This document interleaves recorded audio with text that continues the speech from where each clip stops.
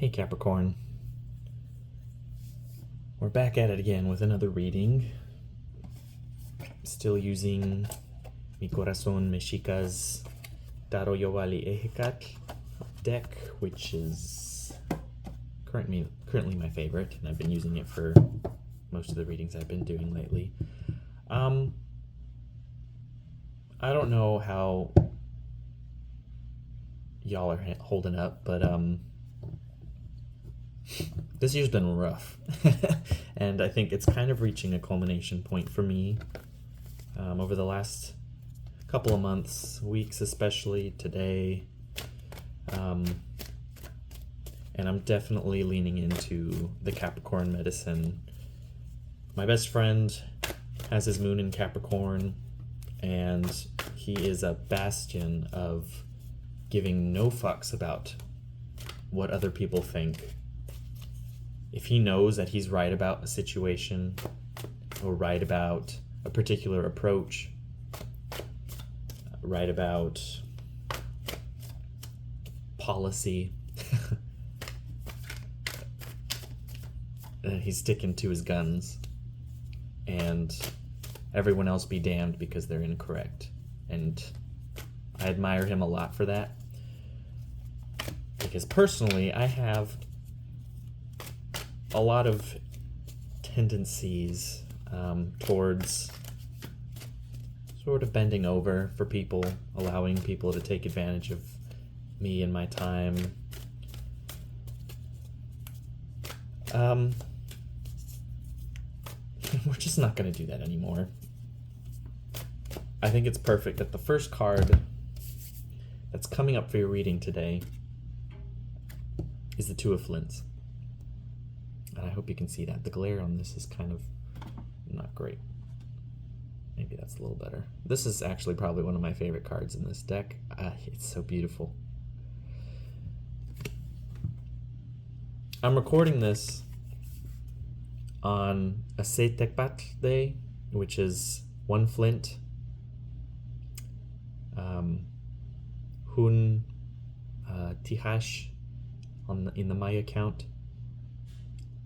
So opening up a 13-day period of cutting away, severing, slicing out impurities, growths, masses, tumors, literally and figuratively.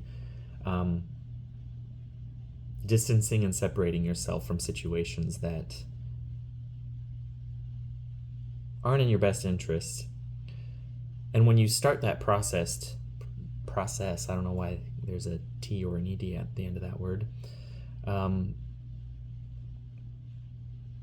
there's a certain crossroads that you enter where you're confronted with the reality of the choice that you just made, confronted with the fears that arise because of the potential consequences of having made that decision. And what does it mean moving forward from here? Can you just go back to what was comfortable? Can you just go back to what you knew and were familiar with? Or is this situation going to demand you to be fully, completely present in order to make any progress, in order to get anywhere? It's going to demand self-sacrifice even. And so this Two of Flints, this is that moment of realization, this moment of coming to terms with what you've done and where you're now going to be going. And that's a scary place because anything can happen. But I think that's also why it's so profoundly important to put yourself into these situations, because this is when the magic starts to blossom in your life, when you throw yourself with abandon into the unknown and trust that you're going to land somewhere. You're going to land where you need to be.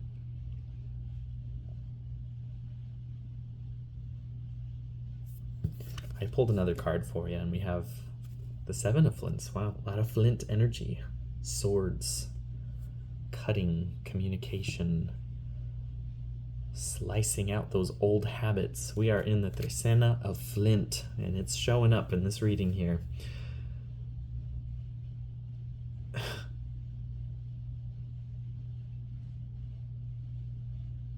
the phrase I'm hearing in my mind as I'm looking at this card is cutting my losses.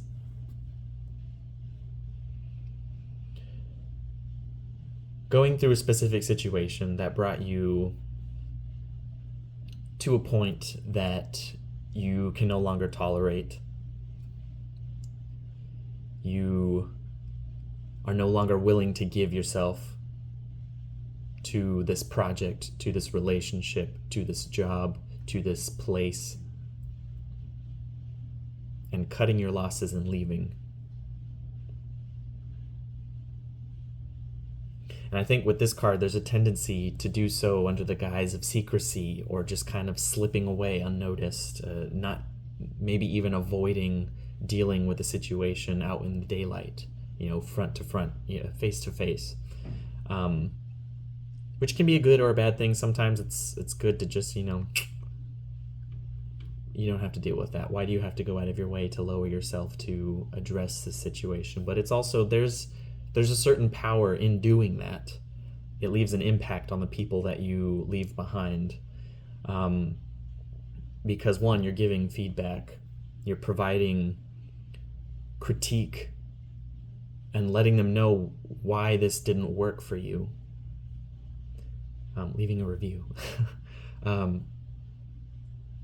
But in so doing, you provide these people or this person with the opportunity to internalize the points that you make and ideally make the efforts to improve so that this doesn't happen again.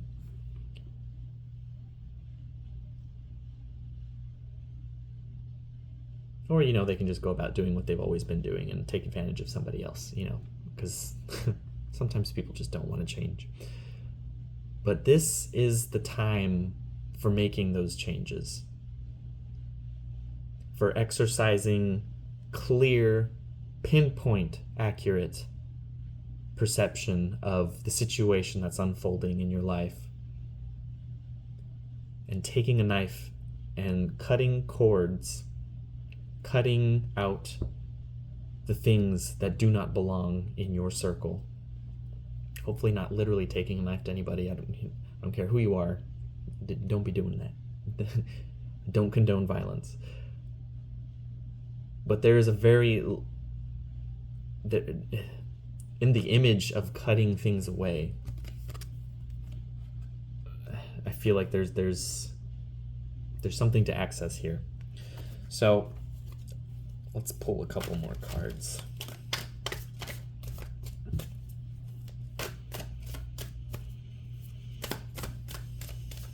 For my favorite cutters, Capricorn. I have my Jupiter in Capricorn. Y'all have always been the only teachers that I've been receptive to. Tough love folks. The stark realist people who can still perceive the magic and the spiritual and the so-called unreal, but are very practical, very grounded, very down to earth, very salt of the earth.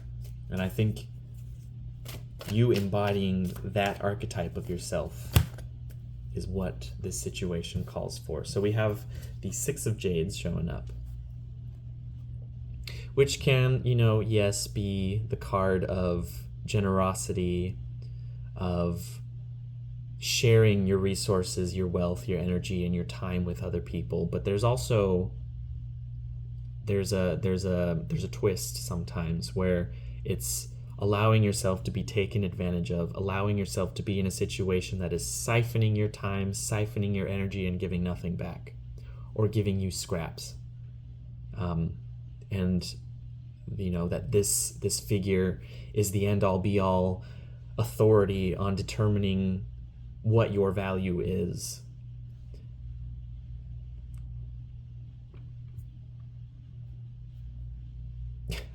I'm sorry, but nobody can determine that but you.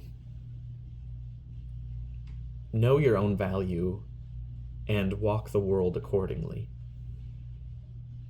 If you're being undervalued, if you're being taken advantage of, if you're being taken for granted, stamp your mark. Say, this is the line that you will not cross. If you want me to maintain my presence, if you want me to continue to support whatever this is that you're working on, then you're going to have to respect me as a person. You're going to have to value me appropriately, or else I'm out. Like, I'm not here for table scraps. I'm not here for your leftovers. I'm not here for your pocket change. Literally or figuratively, you know.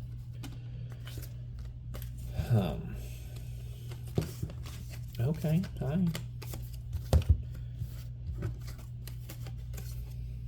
Topiliaupiski and Yolosiwak. This is the warrior of rods, wands, fire. This is the Lady of Hearts, cups, water.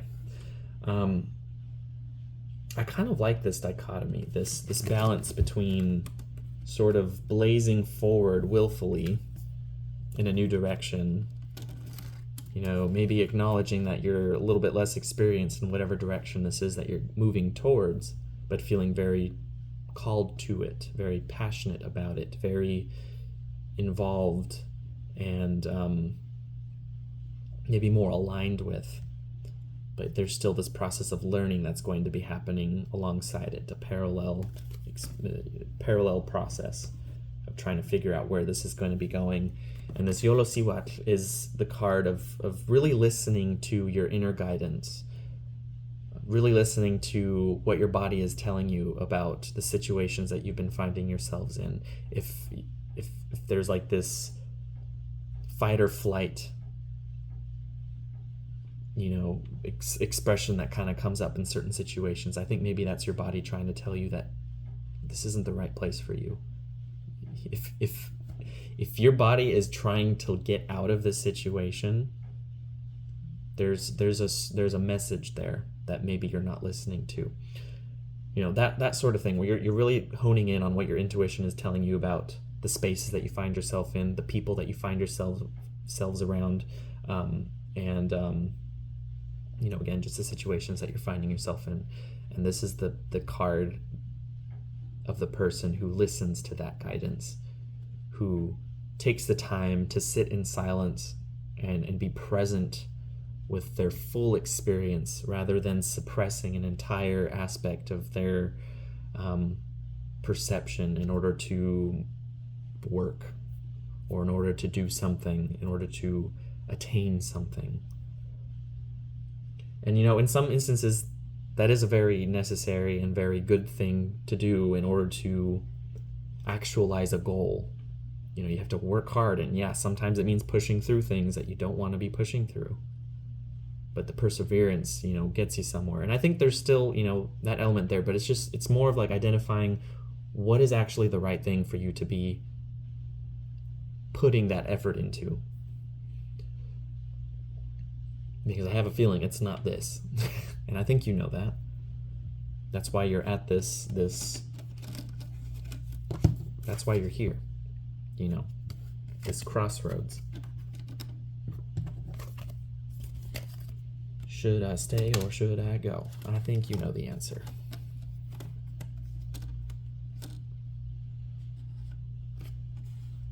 And it's not running away. It's being true. That was the most gentle little, I want to be in the reading. Look at that. And it's a positive card. 4 of Wands. This, to me, feels like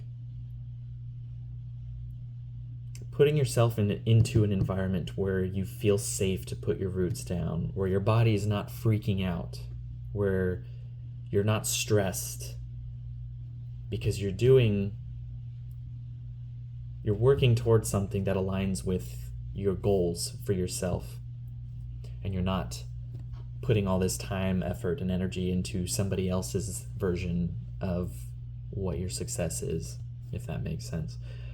And I feel like this is a very stabilizing energy. You know, the 4, you think of the number 4, you can think of like the 4 cardinal directions, north, south, east, west. There's something very stabilizing about that square, about having this fortification, these four walls around you, and providing a space within which you can kind of allow your life to blossom and burgeon. And sometimes that does mean like aligning in partnership with somebody who maybe helps you to see that this stability is already here where you are. Or it could be, you have to move away from a situation in order to go towards this, whatever. Interpret and apply as you will, of course.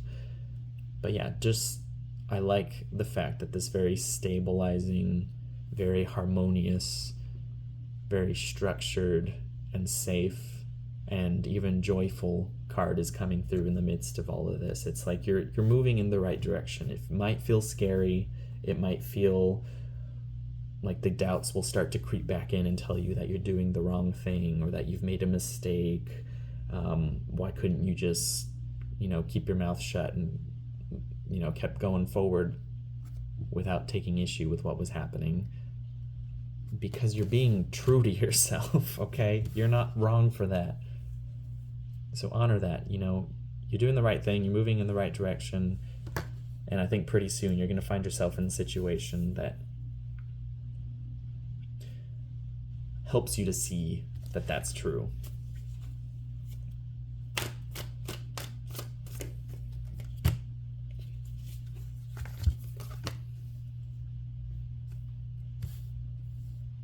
Okay. Waitlatoani, maybe that's how you say it. The Emperor. This is the card of Aries, the card of Mars. But fundamentally, this is the card of unashamedly embodying your truth, putting yourself out there, saying what's on your mind, giving the critique that's necessary, standing up for what you value, including yourself, not taking shit from anybody, which Capricorn, you're so good at doing. You're so good at not doing, I should say.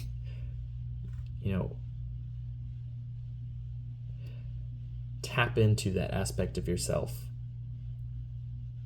that is like a concrete wall to any opposition.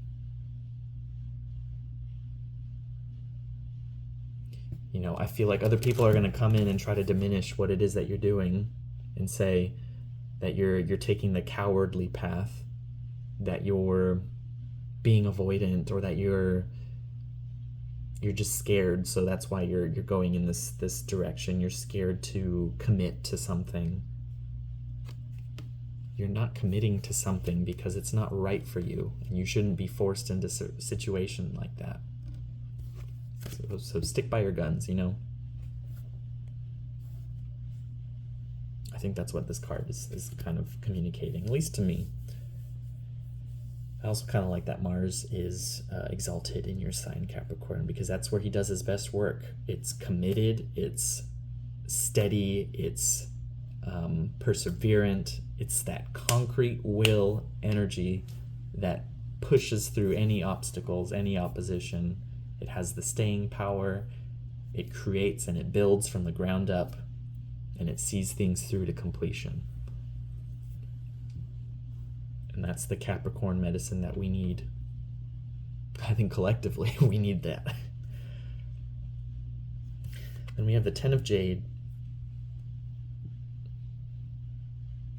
And I think there's an interesting sort of contrast in this card, in most of the decks, where you have this elderly figure in the foreground and then this more young couple in the background with the family surrounded by nice things, textiles, abundance, images and iconography that sort of communicates the concept of abundance. But this young vitality contrasted by the decaying elder energy, I think is very interesting in this card. And it also kind of aligns with that third decan of Virgo, which is all about the concepts of decay, the concepts of even things like mummification, like death, of watching the world around you rot as time passes. And, in place of the rot, something new comes in. But it's like, this is understanding that there is a culmination, there is a rhythm for every circumstance, every experience, every relationship. And after you reach this point, there's a natural decay. It's just a building and a falling. This is what life is. It's being born, living, reaching your prime, and then finally starting to slowly decay until you die. Very, very stark, but I think it's also, I almost said medication. There's a medicine in that. There's a very Capricornian perspective in that. It's very pragmatic, it's very practical, it's very real, it's very grounded in reality, and it's very helpful because it allows you to understand that maybe this natural inclination towards leaving behind the situation arose organically because the time for you to be in this circumstance, in this job, in this relationship, in this city is over. And you're cutting ties so that you're free to move into what comes next, into the young, new, fresh vision, carrying on your back all that you've learned, not even just all that you've learned, but the wisdom that you've refined from the experiences that you've had. And I think that's going to provide you with a fresh new take on life, a new lease on life that you can use to your advantage, because now you're going to have that very steady, strong, passionate, almost teenager-like drive to move in the direction that you actually want to be moving into. And sometimes that does mean change of space. And I don't know why that's a theme that keeps coming up for me as I'm doing this reading. Maybe I'm kind of reading into it for myself, but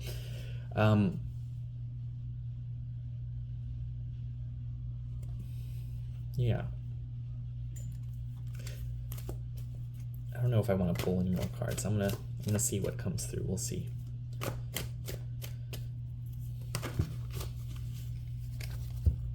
Okay, well, we have two cards.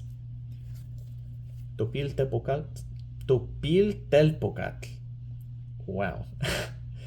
This is like the Page of Wands. This is an even more youthful version of this here. Oh my gosh, I love that he's in the desert. I feel like I'm in this reading, like, yeah.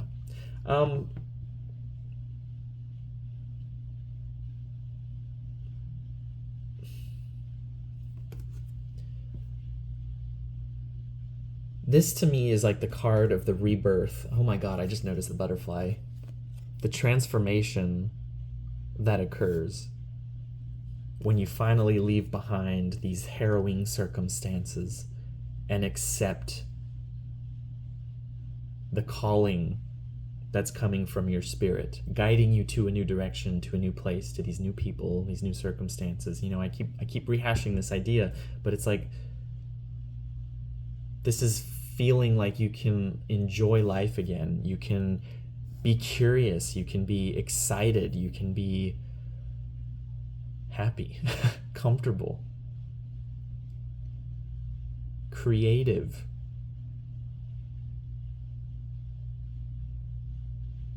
And feel as if you're surrounded by the things that you want to be surrounded by the symbols of your happiness, by even your own creations. Like, this can be, like, I'm almost seeing this as like, this is a writer and these are the books that they've written, or a painter and these are the paintings that this artist has created on their own walls. And it's like these reminders that you have your own vision and you should work to bring that vision into the world every step of the way. And it's okay to do that. It's not,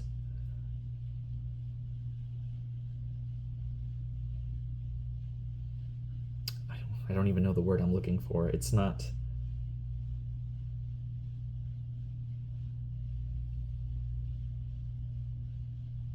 I think it's important to stabilize yourself and ground yourself into the world by surrounding yourself with the reminders. This could also be like vision boards. This could be affirmations.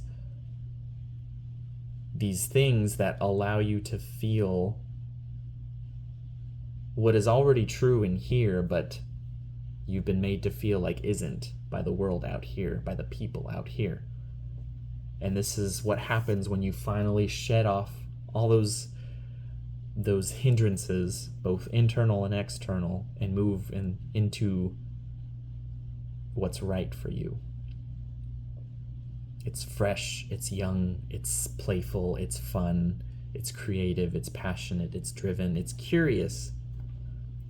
And it might not have everything figured out, but that's okay. There's a lightness of being in this card that I think is important to tap into, and I think is also an important aspect of Capricorn medicine. Because Capricorn can be very heavy, can be maybe a little too realistic, a little too pragmatic, a little too critical. But I think an evolved and mature Capricorn archetype embodies very much this energy of knowing the risks, knowing the appropriate approaches, knowing the safe routes,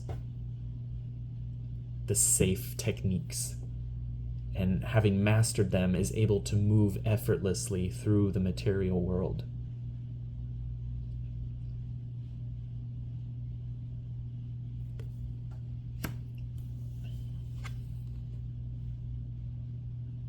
You have the Eight of Wands here, which in this particular instance I'm hearing is like the first signs of the war. Like, this is incoming opposition. But I almost feel like this female figure here is you sort of dancing among it. And as the arrows are falling, it's like they're in slow motion and you're at normal speed and you're just grabbing them and you're playing with them and you're having fun, because none of it matters. None of it is harming you in any substantial way. They're shooting at nothing. They're shooting at something that doesn't exist. You're beyond whatever these restrictions and impositions and opinions that are being thrust upon you. And this is, again, that lightness of being. I think this can be interpreted as a slightly negative card, I think, but I think in this particular circumstance, in this particular spread, it's giving me a very hopeful energy. Not even hopeful, that's not the right word. Exuberant.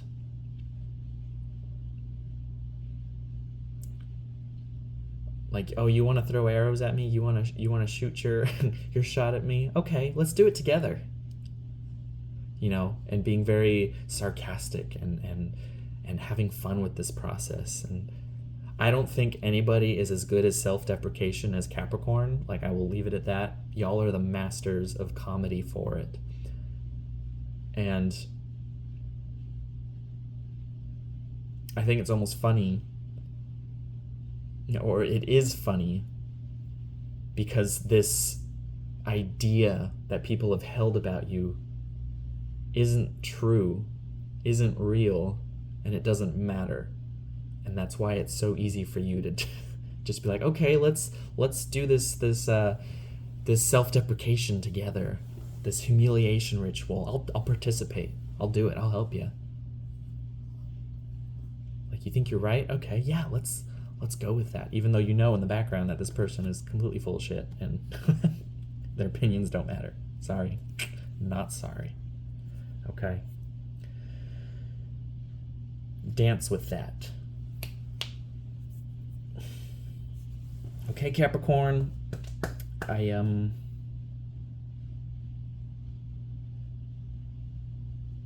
think that's all I've got for today. Wishing you all the best. As usual.